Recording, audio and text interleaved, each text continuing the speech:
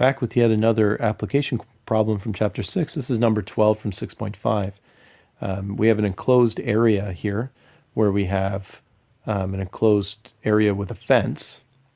So a rectangular construction site is enclosed on 3 sides only using 1,200 meters of fencing.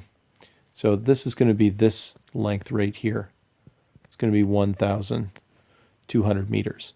The remaining side doesn't use a fence. So once we've got this down, we don't even need these sentences. Okay, so we have this side here we'll call W, this side L, and this side will also be W. So we have the perimeter enclosed by the fence is equal to 2W plus L. And we know the perimeter is going to be 1,200. That's what's enclosed. It's equal to 2W plus L. Okay, so now it's asking what dimensions enclose this much land. Okay, well, when you enclose a space, that's going to be an area. So we know area is equal to length times width. And we know that the area is 180,000 is equal to the length times the width. And what we're going to do is just construct the equation that you're going to use to solve this problem, and then I'll leave it as an exercise for you to finish it off.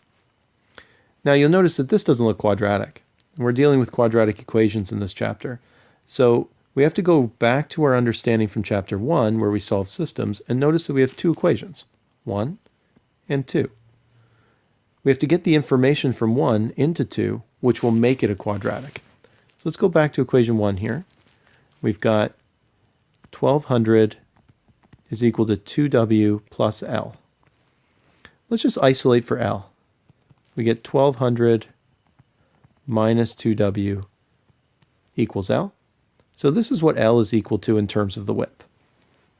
And it makes sense too, because the length is whatever fencing is left over when you've already done the width. So once you've used up this much, this is how much is left over. So let's just take that information, we're going to substitute it in there. So we'll write out a little statement like the ones that we did in chapter 1. So sub equation 1 into equation 2. So you get 180,000 is equal to 1,200 minus 2W times W. Now you can distribute this in, and you get 1,200W minus 2W squared is equal to 180,000.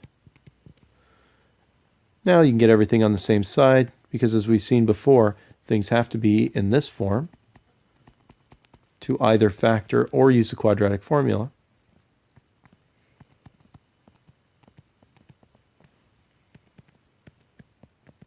I'll show you a little trick here to make your life a little bit easier.